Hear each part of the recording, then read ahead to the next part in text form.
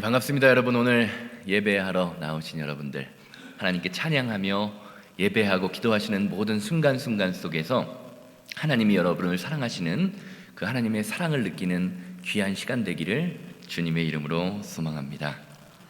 우리가 다 아는 것처럼 지난주 수요일부터 제2의 수요일 애쉬 웬즈데이를 시작으로 사순절의 기간이 시작되었습니다.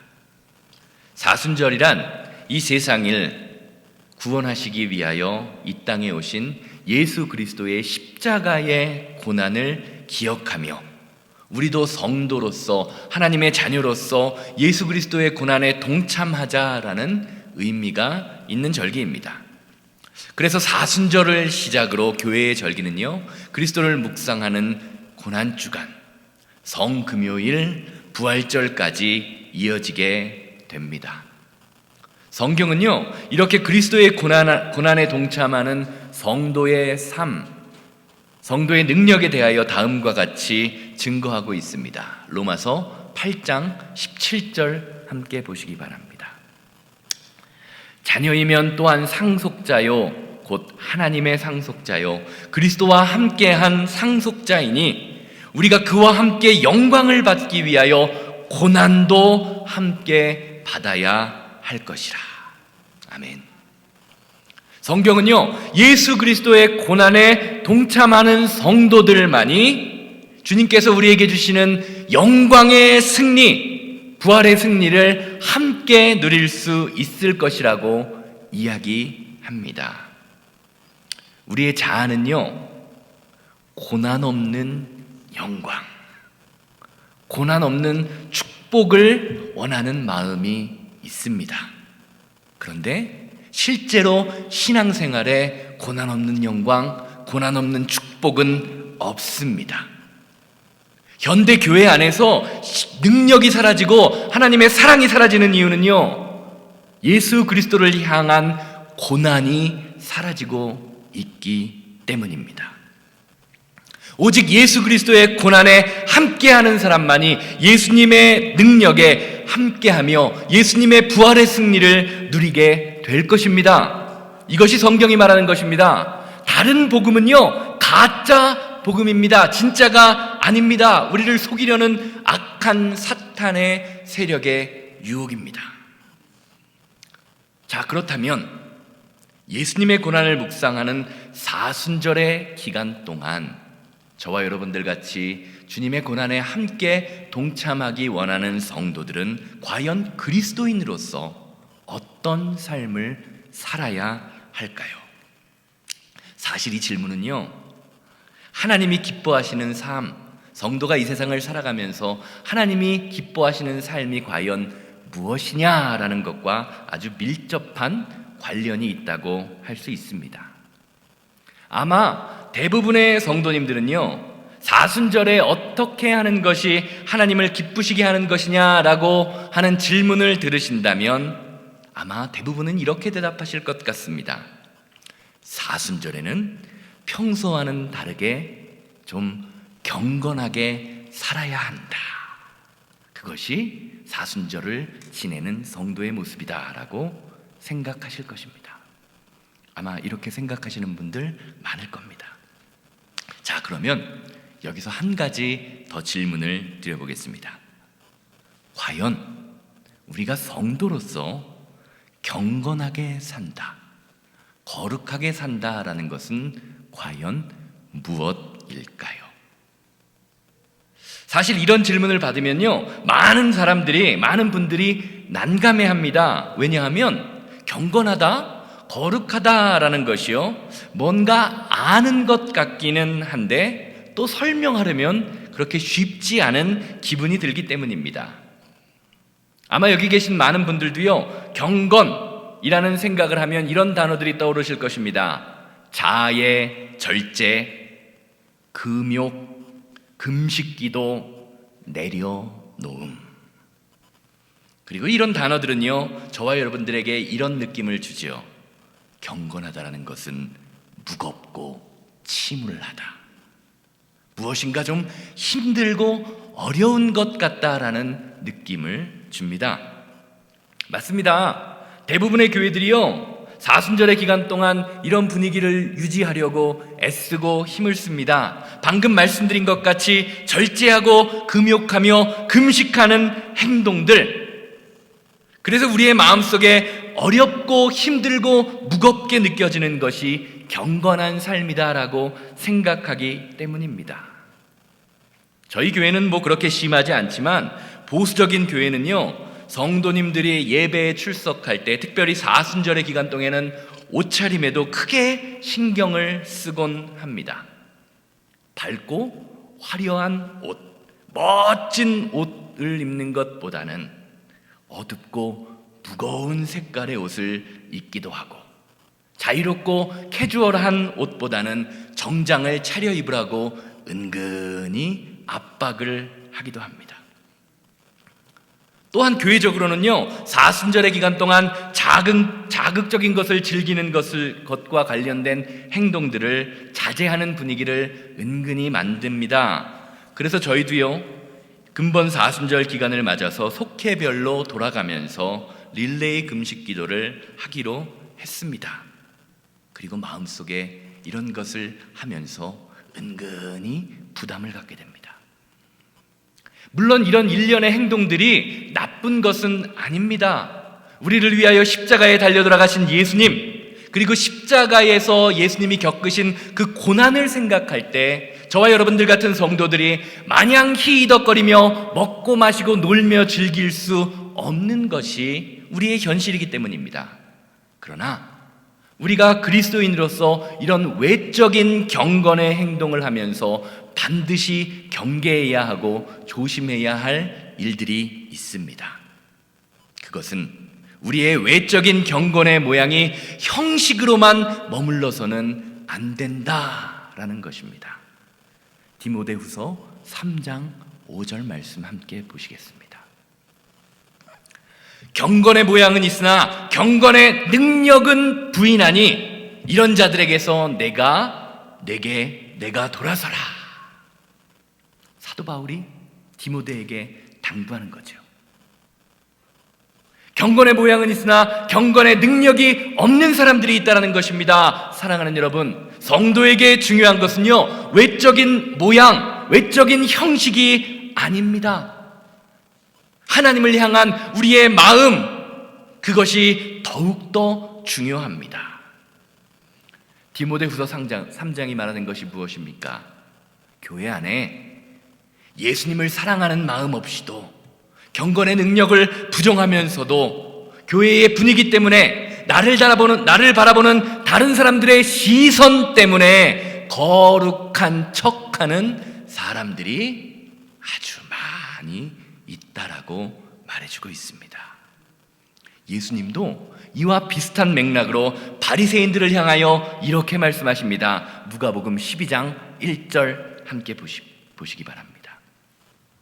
누가복음 12장 1절입니다. 그동안에 무리 수만 명이 모여 서로 밟힐 만큼 되었나니 예수께서 먼저 제자들에게 말씀하여 이르시되 바리새인들의 누룩 곧 외식을 주의하라. 사실 디모데후서 3장과 누가복음 12장 말씀은 여기 계신 다른 어떤 분들보다도 저 자신에게 적용이 되는 말이 아닌가라는 생각이 먼저 듭니다. 왜냐하면 목사라는 그 타이틀 자체가요, 인간 서영원이라는 저 자신을 스스로 형식이라는 굴레 안에 가두기 때문입니다. 아무래도 목사라고 하면요, 세상과 성도님들이 목사를 바라보시면서 생각하시는, 기대하시는 기준이 있습니다. 이런 부담감 때문에 때때로 저도 모르게 저의 삶 속에서 형식적인 모습이 나타날 때가 종종 있습니다. 아마 교회 안에서 이런 중직을 맡아보신 분들은 이 말을 어느 정도 이해하실 것입니다. 사랑하는 여러분, 신앙생활은요, 외적인 형식만을 갖추는 것이 아닙니다. 우리의 내적인 변화가 외적으로 표현되는 것, 그것이 신앙생활입니다. 오늘 말씀은요, 이런 맥락에서 우리의 신앙생활 가운데 반드시 드러나야 하는 그런 경건의 시간, 그러한 외적인 모습이 어떻게 하면 우리가 성도로서 내적으로 무겁고 침울하고 어려운 것을 넘어서 좀 더 의미 있고 행복하고 기쁜 시간을 보낼 수 있을까? 어떻게 하면 사순절이 어렵고 힘들고 무겁고 두려운 것이 아니라 행복하게 지낼 수 있을까라는 주제로 말씀을 묵상하면서 준비했습니다. 오늘 말씀을 통해서 이번 사순절, 그리고 여러분들의 신앙생활 가운데 모든 나타나는 신앙의 모습들이 외적인 경건의 모습을 뛰어넘어 내적인 경건의 능력이 차고 넘치는 행복한 시간 되기를 주님의 이름으로 소망합니다. 아마 어떤 분들은요, 오늘 말씀, 제가 행복한 사순절을 보내자라는 말씀을 드리면요, 어떻게 사순절이 행복과 매치될 수 있느냐라고 생각하실 수도 있을지 모릅니다. 왜냐하면 앞에서 말씀드린 것처럼 우리가 지금까지 생각했던 사순절의 신앙의 훈련, 이 분위기 자체가 무겁고 침울하기 때문입니다. 반면에 행복이라는 말은 어떻습니까? 무엇인가 밝고 기쁜 느낌이 듭니다. 그런데 사순절이라는 의미를 가만히 생각해 보면요, 사순절이 우리의 신앙생활 가운데 행복하지 않을 이유가 없음을 보게 됩니다. 한번 생각해 보시기 바랍니다. 우리가 사순절 기간 동안에 금식합니다, 절제합니다. 그렇기에 우리는 배고프기에 불행한 사람입니까? 슬픈 사람입니까? 아닙니다. 만약에 그렇다면 우리는 금식을 잘못하고 있는 것입니다. 우리가 성도로서 오히려 금식하며 한 끼 한 끼 금식하며 내 안에 있는 욕망을 비우고 그 비운 자리에 성령 하나님을 채우게 되니 오히려 금식함이 기쁨이 되어야 합니다. 이것이 진정한 금식의 의미입니다. 또 어떤 분들은요, 예수님의 십자가 고난을 생각하면 우리는 성도로서 당연히 슬퍼해야 함이 마땅하다라고 생각하실 수 있습니다. 물론 이 말이 이해는 됩니다. 그렇지만 예수님의 십자가 사건으로 인해요, 저와 여러분들이 구원을 받게 되는 구원의 능력이 십자가를 통하여 완성되었습니다. 이것을 믿음으로 바라보면요, 우리에게 닥치는 그 십자가, 예수님과 함께 지고 가는 그 십자가는요, 단순한 고통이 아니라 사망의 권세를 이기는 부활의 승리임을 고백할 수 있게 되는 것입니다. 쉽게 말하면 사순절에 행해지는 모든 신앙의 행위와 훈련과 고백이 습관적이거나 형식적으로 끝나지 않고 형식 너머에 있는 참 의미를 우리가 믿음의 눈으로 바라보게 된다면 우리는 금식하면서도 절제하면서도 십자가를 생각하면서도 진심으로 마음의 기쁨과 행복이 넘치는 삶을 살 수가 있는 것입니다. 사랑하는 여러분, 사순절이기 때문에 아니면 내가 가진 직분 때문에 절제하고 금식하는 것은 신앙적으로 비극입니다.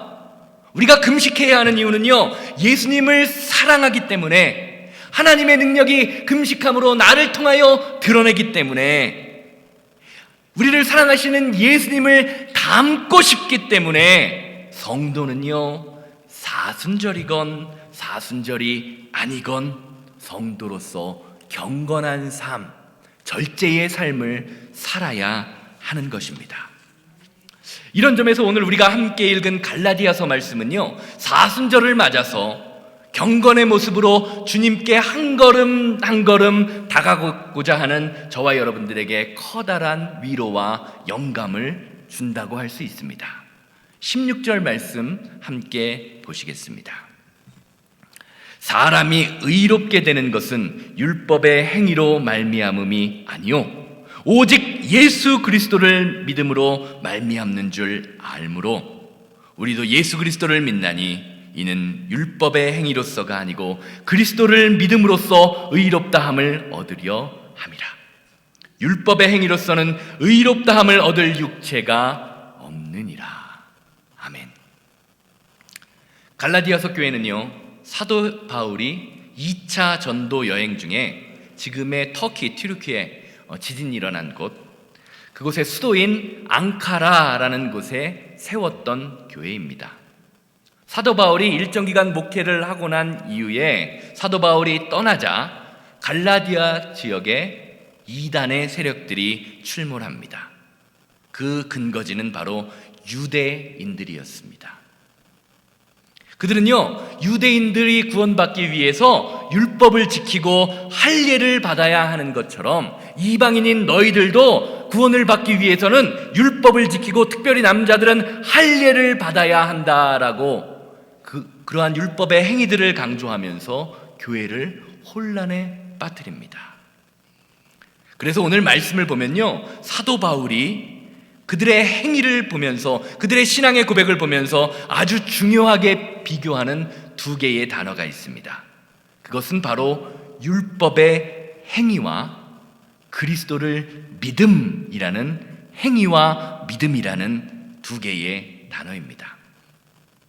그리고 사도 바울은요, 우리의 신앙생활 가운데, 성도의 삶 가운데 우리가 의롭게 되는 길이 행위가 아니라 믿음이다 라고 아주 강력하게 주장합니다. 이 말은요, 성도의 삶 속에서 행해지는 금식이나 경건의 행위, 율법을 지키고 할례를 받는 것이 중요하지 않다라는 말이 아닙니다. 우리가 성도라면요, 할 수 있는 한 거룩한 삶을 살려고 노력해야 합니다. 그런데 사도 바울이 주장하는 것은요, 그러한 모든 행동의 근원이 나의 노력이나 나의 의지가 아니라 하나님의 은혜임을 감사하는 것.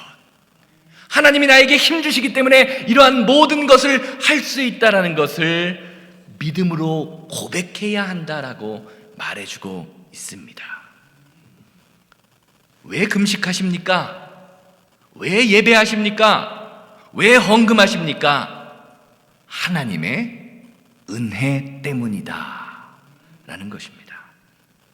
사랑하는 여러분, 성도가 은혜를 잃어버리면요, 우리의 모든 행위는 형식으로 끝날 수밖에 없습니다. 고린도전서 15장 10절 말씀 함께 보시기 바랍니다.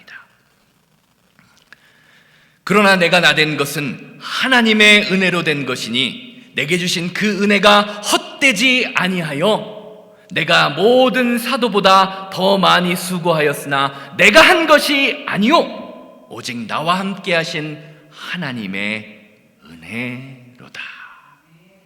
성경을 보면요, 사도 바울은요, 복음 전하는 일, 하나님의 뜻을 따라 사는 일에 누구보다도 치열하게 수고하며 살아간 사람입니다. 그런 바울이요, 그의 사역을 정리하면서 고백하는 사실이 바로 무엇입니까?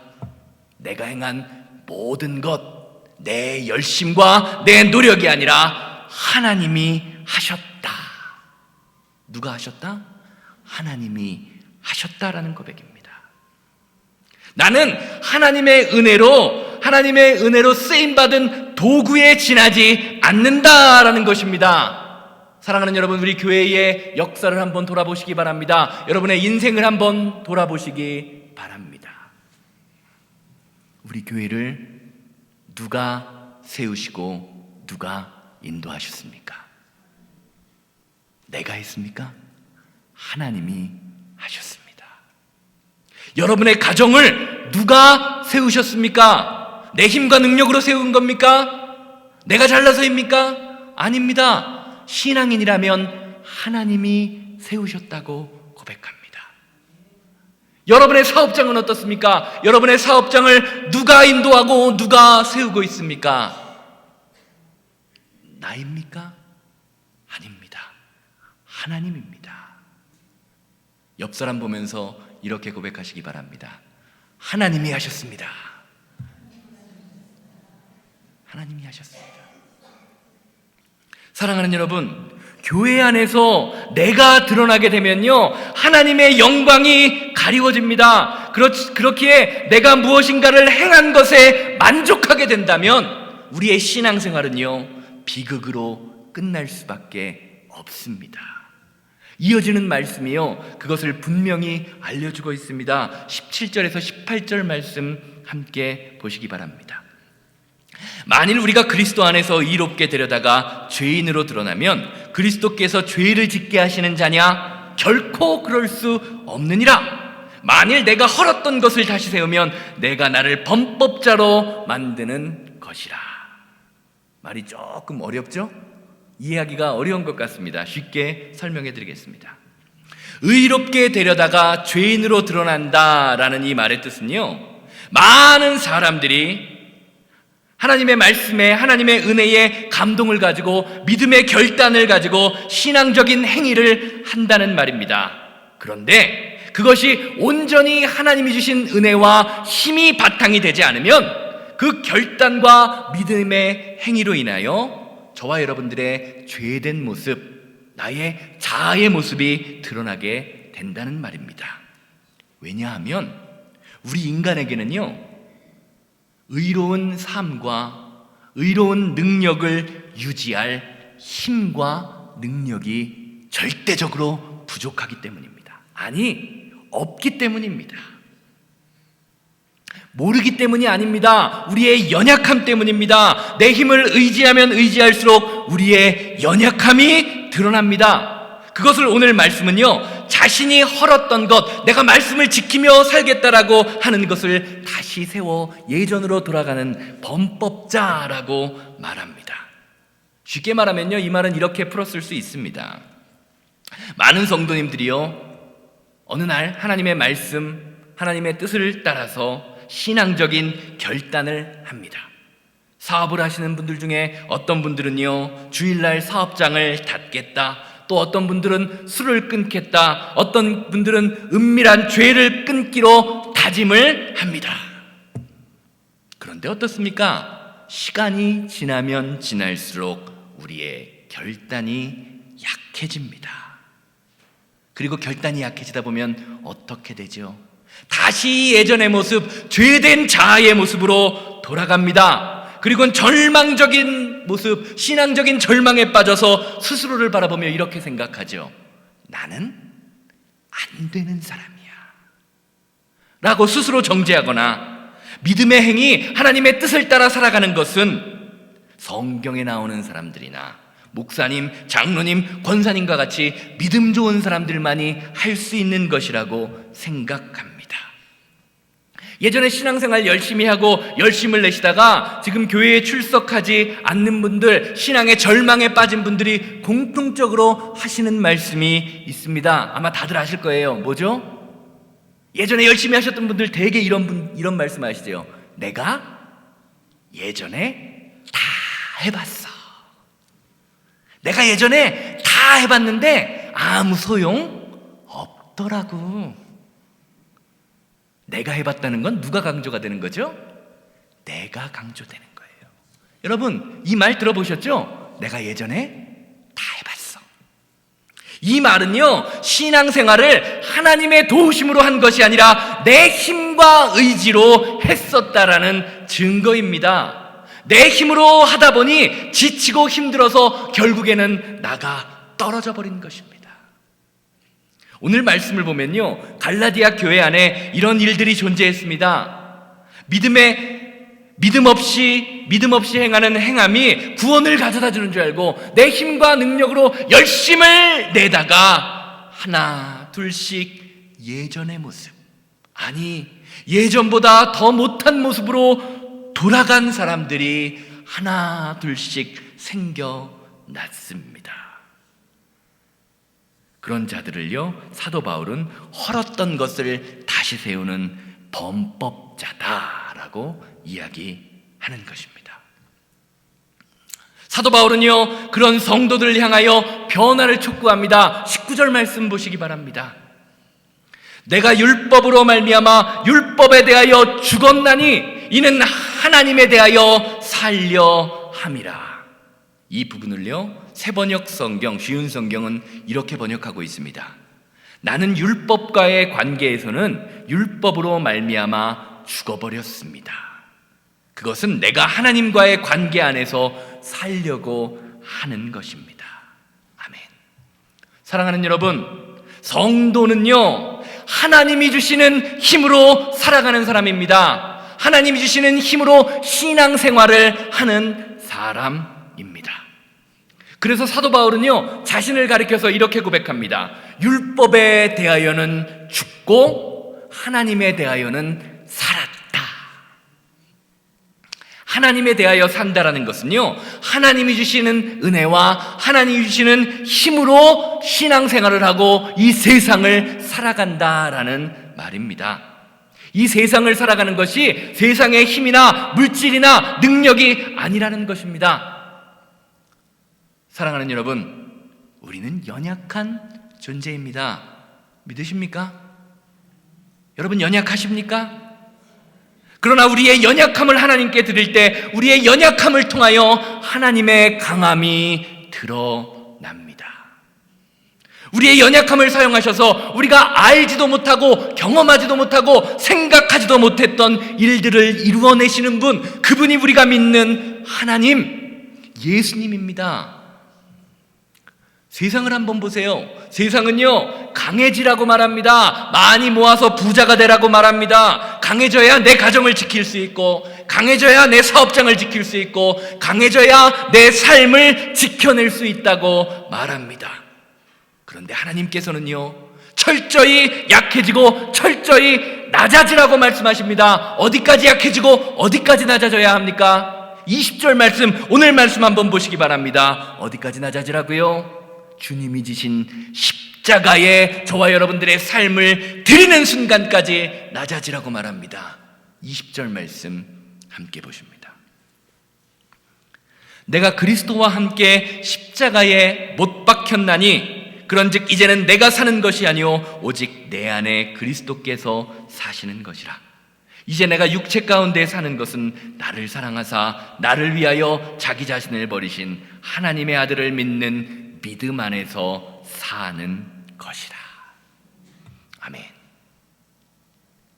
사랑하는 여러분, 성도는 예수 그리스도를 믿는 믿음 안에서 사는 사람입니다. 그리고 이 믿음의 사건은요, 예수님과 함께 나 자신을 십자가에 못 박는 십자가 사건에서 시작되게 됩니다. 내가 죽지 않는 상황에서 내 안에 있는 욕망을 절제하려고 하고 내 안에 있는 감정을 절제하려고 하니까 어떤 마음이 들죠? 내가 죽지 않았는데 욕망을 절제합니다. 감정을 절제합니다. 어떤 마음이 들까요? 나만 손해보는 느낌이 듭니다. 나만 손해보는 느낌이 들고 나만 실패하는 느낌이 듭니다. 그러다 결국에는 신앙생활에서 멀어지게 되는 것입니다. 하나님 뜻대로 살지 못하게 됩니다. 아니, 실패를 넘어서 다시는 시도조차 하지 않으려는 허울뿐인 그리스도인의 모습으로 우리의 삶이 전락해져 버리고 맙니다. 죽는 것이 쉬울까요? 어려울까요? 죽는 것이 쉬울까요? 어려울까요? 여러분, 어떻다고 생각하십니까? 쉽습니까? 쉽다라고 생각하시는 분, 어렵다라고 생각하시는 분 한번 손 들어보세요. 어렵다고 생각하시는 분이 많은데요, 사랑하는 여러분, 죽는 것은요 처음 죽을 때만 어려워요. 처음 죽을 때만 어렵습니다. 한번 죽이고 나면 어떻습니까? 이미 죽었는데 어떻습니까? 그냥 계속 죽는 것이 쉬워집니다. 내 자신을 한 번만 죽이지 못했기 때문에, 그 한 번이 어렵기 때문에 우리가 신앙생활에서 무너지고 쓰러지는 것입니다. 사랑하는 여러분, 성도는요 그리스도께서 내 안에 살아계심, 내가 죽음으로 예수 그리스도께서 죽은 나와 함께 살아계심이 날마다 느껴져야 합니다. 그래서 이제는 더 이상 율법의 행위나 행함이 나를 이끄는 그것에 질질 끌려 달아가는 사람이 아니라 내 안에 계신 그리스도께서, 내 안에 계신 성령님의 도우심으로 저절로 죽어지는 사람, 그 사람이 바로 성도라고 불리우는 사람이 되어야 하는 것입니다. 사랑하는 여러분, 여러분의 삶을 이끌고 있는 것은 무엇입니까? 하나님의 은혜입니까? 예수 그리스도의 십자가입니까? 아니면 나의 의지와 노력과 경험입니까? 내 가정이, 내 사업장이, 우리 교회가 하나님의 것임을 고백한다면요, 이 모든 것이 십자가의 원리, 하나님의 말씀으로 움직이는지 나 자신을 돌아보아야 합니다. 오리를 가자면 십리를 가고, 오른뺨을 때리면 어디를 내밀고요? 왼뺨을 내밀고, 원수까지도 어떡하라고요? 미워하고, 그렇죠? 원수까지도 사랑하는 삶을 사는 것, 그것이 내 안에 계신 예수님을 통하여 자연스럽게 드러나는 것. 내 힘과 능력으로 주님, 나는 할 수 없습니다, 나는 저 사람이 미워요, 나는 하나님께 드리는 것이 아까워요 라는 그 마음이 날마다 자라나지만, 주님 안에서 예수님의 십자가를 붙들며 나와 함께 하신 예수님과 함께 죽음으로 내 안에 계신 예수님이 드러나게 하는 것, 그것이 신앙 생활입니다. 내가 무엇인가를 하려고 발버둥치지 마십시오. 대신에 나의 삶을, 나의 가정을, 나의 사업장을 하나님께 온전히 드리시기 바랍니다. 하나님이 인도하시고요, 하나님이 책임지십니다. 절대로 여러분들 망하게 하지 않습니다. 그것이 십자가가 가르쳐주는 복음의 능력입니다. 이것을 믿음으로 고백하게 될 때 우리는요, 예수님의 십자가가 참된 행복이며 기쁨임을 믿음으로 고백하게 되는 것입니다. 결론적으로 말씀드리겠습니다. 마태복음 11장 28절에서 30절 말씀을 보면요, 예수님은요, 우리에게 맡겨진 십자가 멍에라고 표현하시면서 그 십자가를요, 우리에게 질 때 이렇게 지라고 말씀하십니다. 다 같이 한 목소리로 한번 읽어보겠습니다. 수고하고 무거운 짐진 자들아, 다 내게로 오라. 내가 너희를 쉬게 하리라. 나는 마음이 온유하고 겸손하니 나의 멍에를 메고 내게 배우라. 그리하면 너희 마음에 쉼을 얻으리니 이는 내 멍에는 쉽고 내 짐은 가벼움이니라 하시니라. 사랑하는 여러분, 우리가 주님의 말씀을 따르는 것이 마음의 부담이 되어 마음의 불편함이 느껴지는 이유는요, 주님이 우리에게 주시는 십자가의 참 의미를 모르기 때문입니다. 주님은요, 우리에게 부담을 주려고, 어려움을 주려고 십자가의 사명을 맡기신 것이 아닙니다. 예수님 말씀을 보니까요, 저와 여러분들에게 쉼을 주기 위함이라고 말씀하고 계십니다. 왜 십자가를 지는 것이, 하나님의 말씀을 따라가는 것이 쉼이 될 수 있을까요? 그것은요, 예수님과 함께 십자가에 나를 죽임으로 그 예수님의 십자가를 질 때 그 십자가를 내가 지고 가는 것이 아니라 예수님이 나를 대신해서 그 사명과 은혜와 능력을 감당하게 하시기 때문입니다.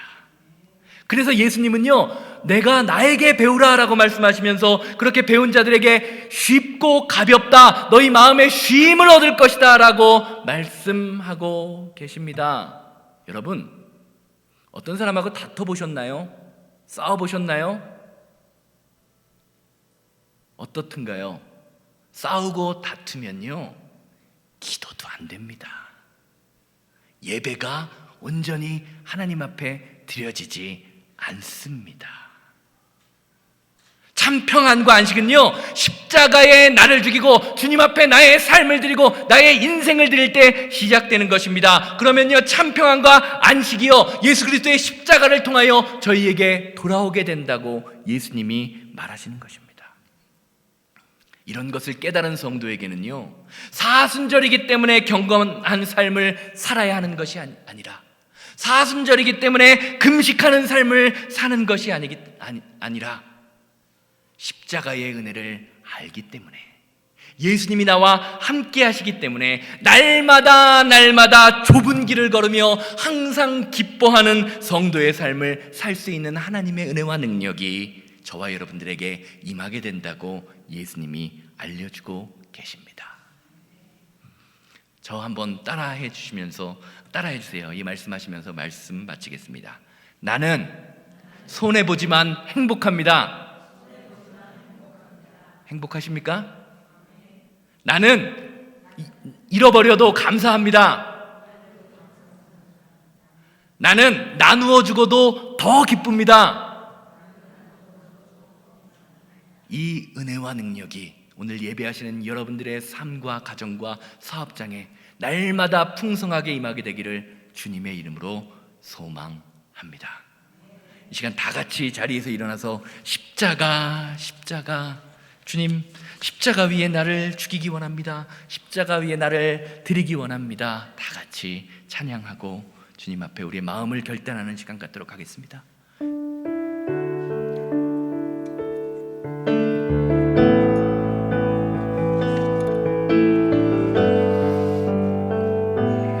주님 감사합니다. 십자가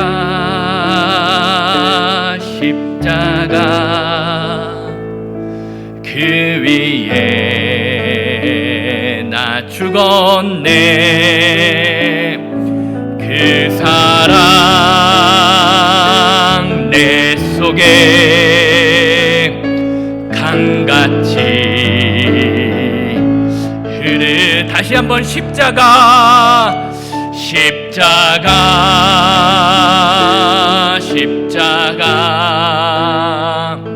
그 위에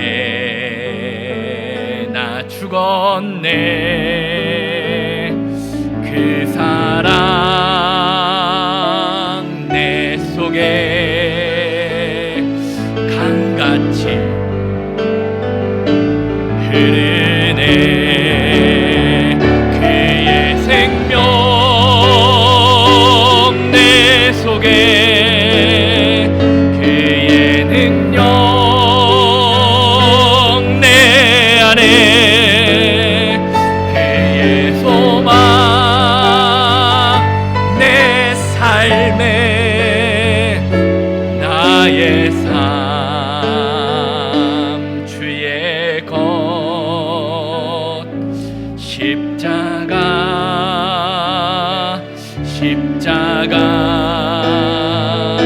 그 위에 나 죽었네. 그 사랑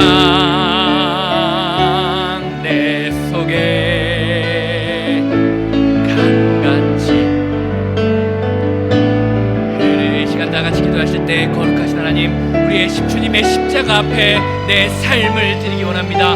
예수 그리스도의 마음을 품으며 주님이 주시는 은혜로 이 세상을 살아가고 이웃을 사랑하고 아버지 하나님의 말씀을 따라가는 믿음의 자녀들 되게 하여 주시옵소서. 다 같이 통성으로 기도합니다. 자비롭고 거룩하신 하나님 아버지, 은혜와 사랑을 감사합니다. 오늘도 주님이 주시는 귀한 은혜와 하나님의 능력으로 말미암아 살아가게 하시고 예수 그리스도의 시와 함께 십자가에 못 박히는 것, 하나님 앞에 말씀대로 사는 것이 정말 기쁘고 행복한 삶이라는 것을 믿음으로 고백하게 하시니 감사합니다. 이제부터는 내가 사는 것이 아니라 내 안에 계신 그리스도 예수께서 나를 위하여 믿는 믿음으로 믿음 안에서 산다라는 것이 믿음으로 온전히 고백될 수 있는 우리 새생명교회와 성도들 되게 하여 주시고, 내가 무엇인가를 하여 하나님 앞에 나의 공로를 드림이 아니라 하나님 말씀으로 말씀을 따라 살아감이 기쁨이 되며 행복함이 되며 능력이 될 수 있는 귀한 믿음의 자녀들 될 수 있도록 아버지 우리의 마음과 생각을 주장하여 주시옵소서.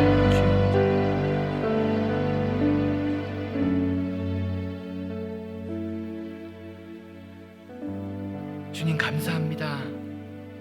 하나님의 말씀을 따라 산다고 고백하면서도 주님의 뜻대로 살기 원한다고 하면서도 하나님의 은혜로, 하나님의 말씀으로, 하나님의 능력으로 살아가려고 하기보다 나를 붙들며 내 생각을 붙들며 나의 고집을 붙들며 살아왔던 우리의 자아의 모습, 지난 과거의 모습들을 돌아보게 하시니 감사합니다. 이제부터는 나를 붙들며 사는 사람이 아니라 십자가를 붙들며 살아가는 사람 되게 하여 주시고, 내 힘과 능력을 넘어 내 안에 있는 모든 능력이 주님의 십자가를 통하여 회복된다는 사실을 믿음으로 바라볼 수 있는 은혜.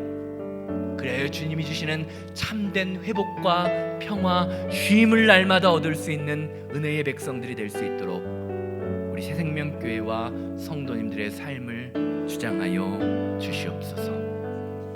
이제는 우리 주 예수 그리스도의 은혜와 아버지 하나님의 거룩하심과 성령님의 감화감동 역사하심이 예배를 마치고 삶의 자리로 돌아가 오직 예수 그리스도의 십자가를 붙들며 살아가기 원하는 우리 성도님들의 가정과 삶과 사업장 만나는 모든 사람들 위해 이제로부터 영원토록 함께 있을지어다.